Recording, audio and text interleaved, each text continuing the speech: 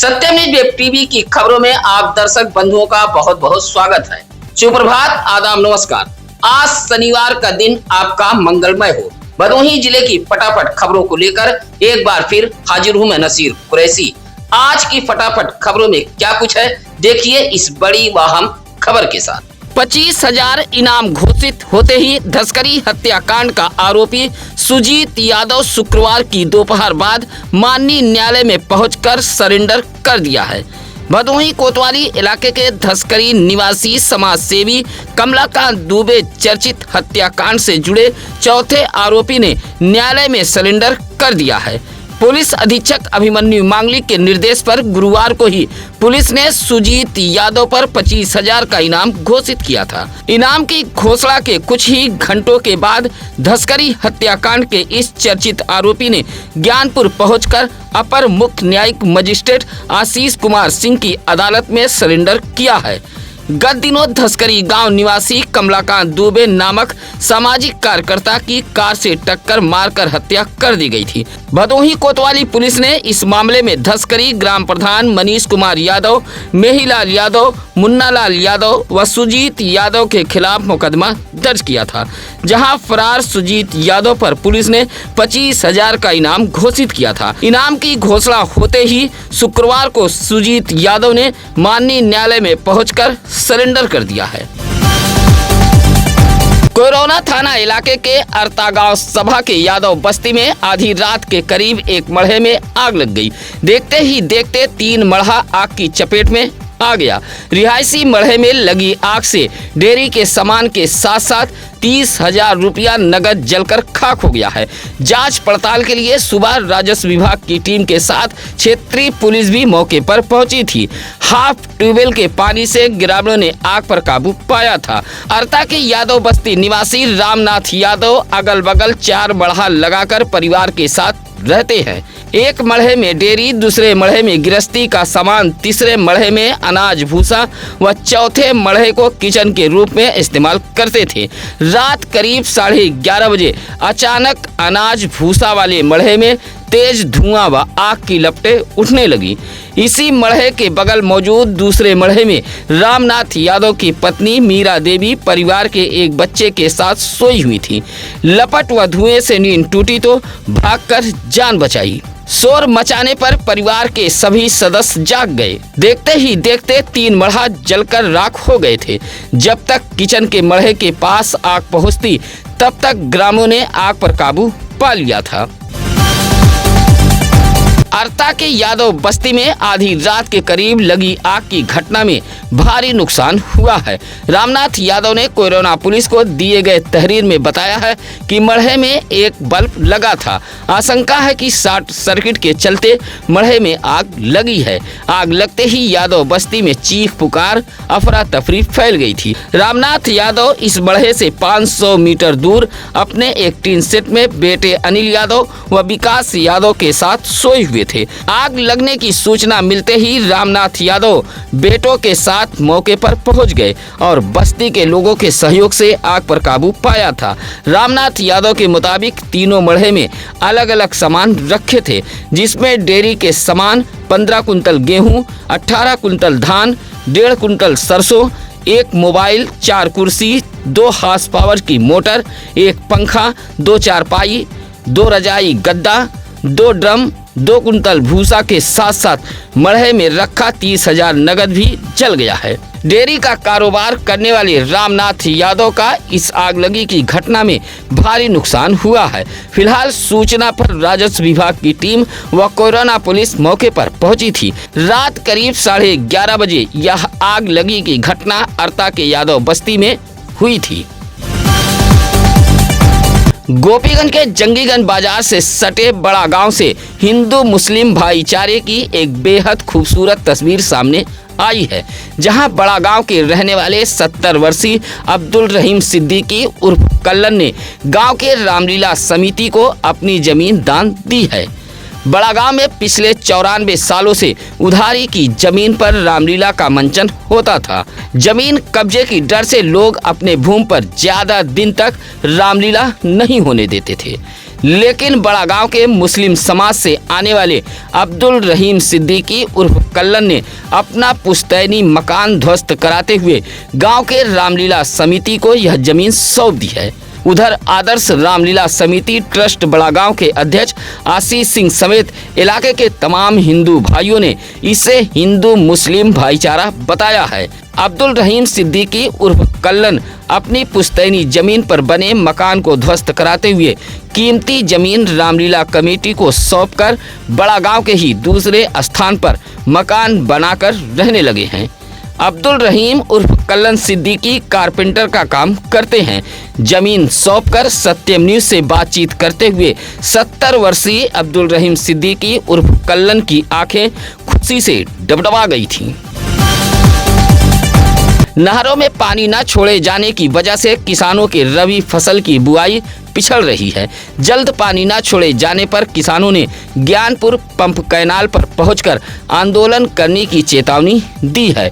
Dih block के महादेवा गांव के रहने वाले लालू यादव, आनंद गिरी, लवलेश यादव, दीपचंद गौतम, विनोद गिरी, बंसराज यादव जैसे किसानों ने महादेवा के सूखी नहर के बीच खड़े होकर विरोध दर्ज कराते हुए कहा कि अभी तक डीग रजवाहा में पानी नहीं छोड़ा गया है। नहर पानी के भरोसे रहने वाले किसानों की रबी फसल की बुआई पिछड़ रही है और जो किसान किसी तरह गेहूं फसल की बुआई कर चुके हैं, ऐसे किसानों की फसल को पानी की जरूरत है, लेकिन नहर अब भी सूखी पड़ी है।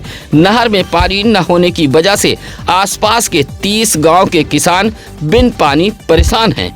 किसानों ने विरोध दर्ज कराते हुए चेतावनी दी है कि अगर जल्द ही रजवाहा में पानी नहीं छोड़ा गया तो ज्ञानपुर पंप कैनाल पर पहुंचकर प्रदर्शन किया जाएगा। यह जिम्मेदारी विभागीय अधिकारियों की होगी। भदोही कोतवाली इलाके के चौरी रोड बड़ी बाग रेलवे ट्रैक पर मिली युवती की शव की पहचान हो गई है।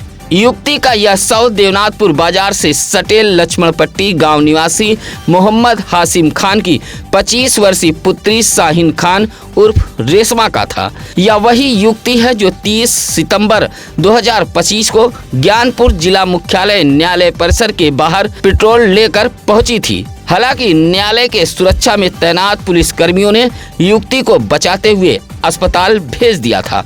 शाहीन खान उर्फ रेशमा का आरोप था कि ज्ञानपुर के भुड़की का रहने वाला सतीश पाल नामक युवक ने शादी का झांसा देकर उसके साथ गंदा काम किया था। हालांकि पुलिस ने युवक के खिलाफ मुकदमा दर्ज कर जेल भी भेजा था। इसी युवती का शव भदोही शहर के चौरी रोड बड़ी बाग रेलवे ट्रैक पर 17 दिसंबर को पाया गया था। हालांकि युवती की मां अफसरी बेगम ने ज्ञानपुर कोतवाली पुलिस को 18 दिसंबर 2025 को एक शिकायती पत्र देते हुए बताया था कि उसकी पुत्री शाहीन खान उर्फ रेशमा घर से दवा लेने के लिए कहकर निकली थी। उधर पोस्टमार्टम के बाद परिजन शव लेकर घर चले गए थे। सुरियामा के खेवखर नहर पुलिया पर हुए लूट के मामले में पुलिस ने एक आरोपी को जहां गिरफ्तार कर लिया है, वहीं फरार उसके साथी की तलाश में पुलिस जुटी हुई है। सुरियामा के ही खरकसेन पट्टी निवासी आनंद जायसवाल ने पुलिस से शिकायत की थी कि रात 9:30 बजे वह अबोली बाजार से अपने घर जा रहा था, जहां उसके ही गांव के रामकुमार यादव व हड़िया के अंकित सिंह ने मिलकर उसे खेवखर नहर पुलिया पर रोककर उसके जेब में रखा 6200 रुपया लूटकर फरार हो गए थे।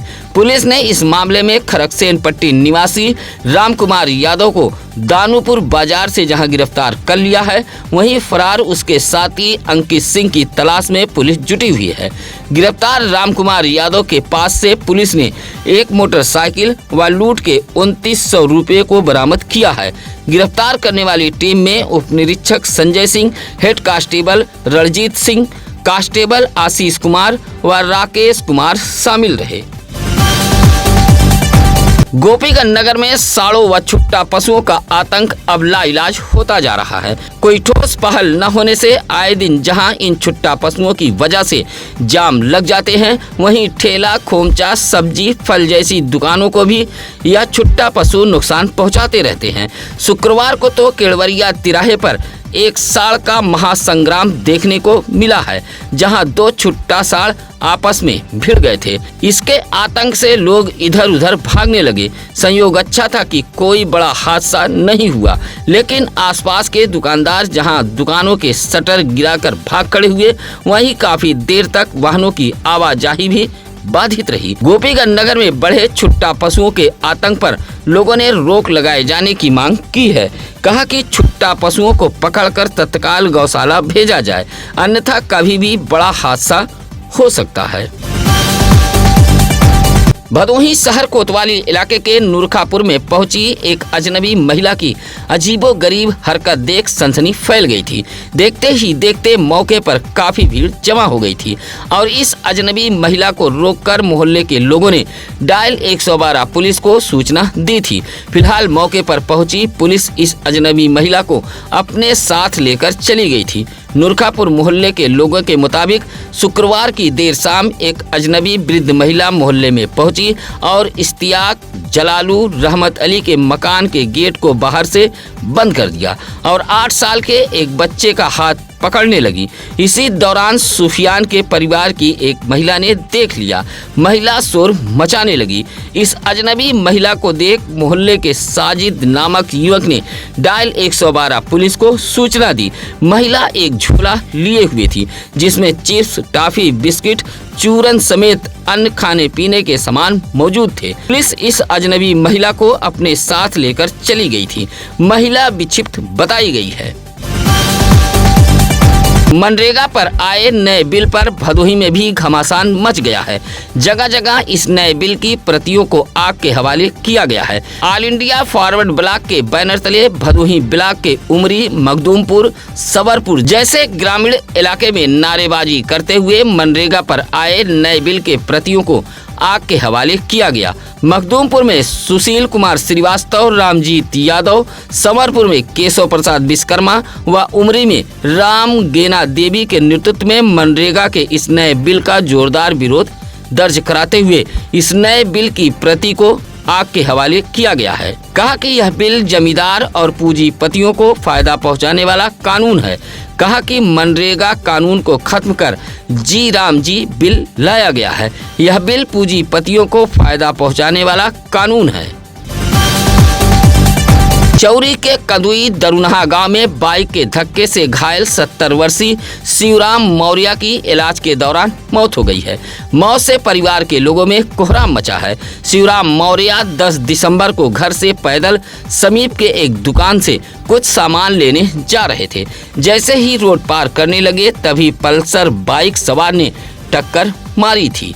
हादसे में शिवराम मौर्य के सिर में गंभीर चोटें आई थी। वाराणसी में इलाज चल रहा था, जहां शुक्रवार की भोर लगभग 4:30 बजे इलाज के दौरान ही उनका निधन हो गया है। फिलहाल शिवराम मौर्य के बेटे प्रमोद कुमार मौर्य की तहरीर पर चौरी पुलिस ने बरैला निवासी बाइक चालक संजय कुमार शर्मा के खिलाफ मुकदमा दर्ज कर लिया है। यह मुकदमा प्रमोद कुमार मौर्य ने घटना वाले दिन ही दर्ज कराते हुए बताया था कि बरैला निवासी संजय कुमार शर्मा गांव के ही निहाला चौहान को बाइक पर बैठाकर तेज रफ्तार से जा रहा था, जिसके धक्के से उसके पिता शिवराम मौर्य गंभीर रूप से घायल हो गए थे। वहीं शुक्रवार को इलाज के दौरान मौत हो गई है। भदोही ब्लॉक के ग्रामीण इलाकों में मूलभूत सुविधाओं की मांग को लेकर शुक्रवार को चौरी के भकोड़ा निवासी चंद्रेश तिवारी के नेतृत्व में सररोही, भकोड़ा व चौरी इलाके के ग्रामीणों ने खंड विकास अधिकारी भदोही कार्यालय पहुंचकर एक पत्र सौंपते हुए मूलभूत सुविधाओं की मांग की है। कहा कि चौरी व सररोही बाजार में सामुदायिक शौचालय न होने की वजह से बाजार आने वाले लोगों को परेशानी का सामना करना पड़ता है। खासकर महिलाओं को अधिक मुसीबत का सामना करना पड़ता है। इसी तरह भकोड़ा में छुट्टा पशुओं को लेकर भी शिकायत की गई है। पत्र सौंपते हुए सपा नेता विनीत पांडे सहित कमलेश कुमार पटेल, विकास कहार, राहुल पांडे ने कहा कि चौरी, सररोही, भकोड़ा जैसे ग्रामीण इलाकों में जल निकासी, आवास, शौचालय, वृद्धा विधवा विकलांग पेंशन, खेलकूद मैदान के लिए जमीन जैसी सुविधाएं मुहैया कराई जाने की आवाज बुलंद की है। ज्ञानपुर के लखनऊ गांव के पेट्रोल पंप के समीप मौजूद एक मोड़ के पास ऑटो पलट गई। गनीमत यह रहा कि चालक के सिवाय ऑटो में कोई और सवार नहीं था। हादसे में ऑटो चला रहा 35 वर्षीय राजेश दुबे नामक चालक घायल हो गया था। आसपास के लोगों ने घायल ऑटो चालक को जिला अस्पताल ज्ञानपुर भेजा था। सूचना पर चालक के परिजन भी पहुंच गए थे। गंभीर चोट आने के कारण डॉक्टरों ने रेफर कर दिया था। ज्ञानपुर के ही लखनऊ निवासी राजेश दुबे ऑटो लेकर अपने घर जा रहा था। पेट्रोल पंप मोड़ के पास ऑटो अचानक पलट गई थी, जिससे यह हादसा हुआ था। पूर्व में किए गए शिकायतों के निस्तारण में की गई मनमानी को लेकर एक बार फिर शिकायतकर्ता ने डीएम दरबार पहुंचकर मनमानी रिपोर्ट लगाने वाले नगर पालिका परिषद भदोही के अधिशासी अधिकारी की शिकायत की है। अपना दल कमेरावादी के भदोही जिला अध्यक्ष जितेंद्र पटेल ने पूर्व में एक शिकायत करते हुए बताया था कि भदोही शहर के अभियनपुर मैदान में पार्क निर्माण के लिए बाउंड्री वॉल कराई जा रही है। इस बाउंड्री वॉल में इस्तेमाल होने वाली ईंट घटिया है और सफेद बालू से जुड़ाई की जा रही है। बताया कि इस शिकायत पर नगर पालिका परिषद भदोही के अधिशासी अधिकारी धर्मराज सिंह यादव ने मनमानी तरीके से फर्जी रिपोर्ट लगाकर निस्तारण किया गया है। जितेंद्र पटेल ने कहा कि न तो उनसे कोई साक्ष्य मांगा गया और न ही सबूत, जबकि शिकायत होते ही आनन फानन में जेसीबी लगाकर मैदान में रखे घटिया ईंट व सफेद बालू को हटा दिया गया है। एक बार फिर जितेंद्र पटेल ने डीएम कार्यालय पहुंचकर रिमाइंडर देते हुए किसी दूसरे विभाग के अधिकारी से जांच कराए जाने की मांग की है। भदोही शहर के Shri Indra Bahadur Singh national inter college में चल रहे 5 दिवसीय स्काउट गाइड प्रशिक्षण शिविर का शुक्रवार को समापन हो गया। समापन समारोह के मुख्य अतिथि कॉलेज के प्रिंसिपल विलास चंद दुबे रहे। टोलियों का निरीक्षण करते हुए प्रिंसिपल ने स्काउट गाइड के प्रशिक्षकों को मेमेंटो देकर सम्मानित भी किया था। साथ ही स्काउट गाइड की टोलियों को मेडल देकर छात्रों का उत्साहवर्धन भी किया है। प्रशिक्षण कैंप में बगैर बर्तन भोजन बनाना, टेंट, पुल, टावर, गेट, प्राथमिक चिकित्सा के बारे में भी स्काउट गाइड के टोलियों को जानकारी दी गई थी। इस मौके पर स्काउट गाइड के जिला आईटी कोऑर्डिनेटर नागेश प्रजापति, सहायक ट्रेनर विनीत कुमार गौड़, सुंदरम यादव मौजूद रहे। टोपीगंज के अमवा माफी गांव के शिव मंदिर साधु की कुटिया पर हिंदू सम्मेलन का आयोजन किया गया था। मुख्य अतिथि के रूप में कथावाचक जटा शंकर जी पहुंचे थे। साथ ही अनिल, ज्योति व तोसराज बिंद भी मौजूद थे। सम्मेलन का शुभारंभ भारत माता के चित्र पर माल्यार्पण व दीप प्रज्वलित कर किया गया था, जहां मुख्य अतिथि ने हिंदू समाज को संगठित होने पर जोर दिया। यज्ञ हवन पूजन के बाद आयोजित गोष्ठी में छुआछूत मिटाने, पर्यावरण संरक्षण, सामाजिक समरसता पर विचार भी व्यक्त किए गए थे। इस मौके पर मुकेश माधव, संतोष, दीपक विश्वकर्मा, अंशुमान, मिथिलेश आदि मौजूद रहे। भदोही शहर से सटे सरोही बाजार के अहरा गांव में जिले के कृषि विभाग द्वारा किसान पाठशाला का आयोजन किया गया था। इस किसान पाठशाला में आसपास के दर्जनों गांव के किसान पहुंचे थे, जहां सहायक विकास अधिकारी राम नरेश समेत ब्रजेश, राहुल, रोहित ने किसानों को जहां सरकार द्वारा चलाई जा रही योजनाओं का पंपलेट सौंपा था, वहीं किसानों को कम लागत में अधिक मुनाफे वाली खेती के तरीके भी बताए गए। पाठशाला में किसानों को नई तकनीकी के तहत बदलाव अपनाने की सलाह भी दी गई। रासायनिक खेती से बचकर जैविक खेती पर अधिक ध्यान देने की किसानों से बात कही गई। साथ ही पराली न जलाने की जानकारी देते हुए इसके नुकसान के बारे में भी किसानों को बताया गया था। किसान पाठशाला में सरोही, हृदयपट्टी, अहरा समेत आसपास के कई गांव से किसान पहुंचे थे। भदोही जिले में सुशासन सप्ताह का शुभारंभ किया गया है। ज्ञानपुर जिला मुख्यालय पर जिलाधिकारी शैलेश कुमार ने वीडियो कॉन्फ्रेंसिंग के माध्यम से जुड़कर अभियान की शुरुआत की। जनता दर्शन में आए फरियादियों की शिकायतों को सुनते हुए जिलाधिकारी शैलेश कुमार ने वीडियो कॉन्फ्रेंसिंग के जरिए संबंधित अधिकारियों को निस्तारण का निर्देश देते रहे। सुशासन सप्ताह भारत रत्न पूर्व प्रधानमंत्री अटल बिहारी वाजपेयी की जयंती को सुशासन दिवस के रूप में मनाया जाता है। 25 दिसंबर तक भदोही जिले में सुशासन सप्ताह चलाया जाएगा। पुलिस अधीक्षक अभिमन्यु मांगलिक के निर्देश पर भदोही जिले के समस्त थाना कोतवालियों पर गठित मिशन शक्ति व एंटी रोमियो टीम लगातार मिशन शक्ति के तहत महिलाओं व बालिकाओं को जागरूक कर रही है। सुरक्षा, सम्मान व स्वावलंबन हेतु चलाए जा रहे मिशन शक्ति के तहत शुक्रवार को एंटी रोमियो टीम ने जिला अस्पताल ज्ञानपुर में पहुंचकर महिलाओं व बालिकाओं को जागरूक करते हुए तमाम हेल्पलाइन नंबरों की जानकारी दी थी। साथ ही सरकार द्वारा चलाई जा रही विभिन्न योजनाओं के बारे में भी बताया गया था, जिसमें सामूहिक विवाह योजना, बेटी बचाओ बेटी पढ़ाओ, प्रधानमंत्री उज्ज्वला आयुष्मान योजना, महिला शक्ति केंद्र, कन्या सुमंगला योजना समेत आपातकालीन सेवा 112, 1076, 102, 108, एम्बुलेंस, महिला हेल्पलाइन 181, साइबर क्राइम 1930 जैसे हेल्पलाइन नंबरों के बारे में जानकारी दी गई थी और इससे संबंधित पंपलेट बांटते हुए एंटी रोमियो टीम ने महिलाओं व बालिकाओं को जागरूक भी किया था। 2 साल के कान्हा तिवारी के जन्मदिन की बधाई देने के लिए नात रिश्तेदार, पास पड़ोस वालों का तांता लगा रहा। कान्हा तिवारी के जन्मदिन पर लोगों ने केक काटकर बधाई हो के साथ लंबे उम्र की कामना भी की थी। गोपीगंज के जगन्नाथपुर निवासी अरुण तिवारी, निशा तिवारी के बेटे कान्हा तिवारी का जन्मदिन बड़े ही धूमधाम के साथ मनाया गया है।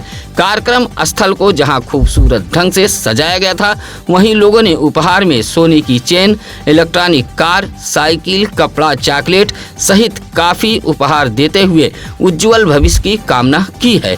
देर रात तक दावतों का दौर भी चलता रहा। इस मौके पर रमाकांत तिवारी, सोनकली, नंदलाल पांडे, संजय तिवारी, रोली, गोलू, आशा, कृष्णा आदि मौजूद रहे। भदोही जिले की तमाम छोटी बड़ी खबरों को देखने के लिए आप बने रहिए सत्यम न्यूज वेब टीवी के साथ। सत्यम न्यूज की खबरें अच्छी लगे तो लाइक, कमेंट, शेयर कर हमारे टीम का हौसला जरूर बढ़ाएं। किसी भी खबर के लिए आप हमें फोन कर सकते हैं। इसी के साथ अब नसीर कुरैशी को दीजिए इजाजत। नमस्कार, आदाब। ताज़ा खबरों के लिए सत्यम न्यूज़ को सब्सक्राइब करें।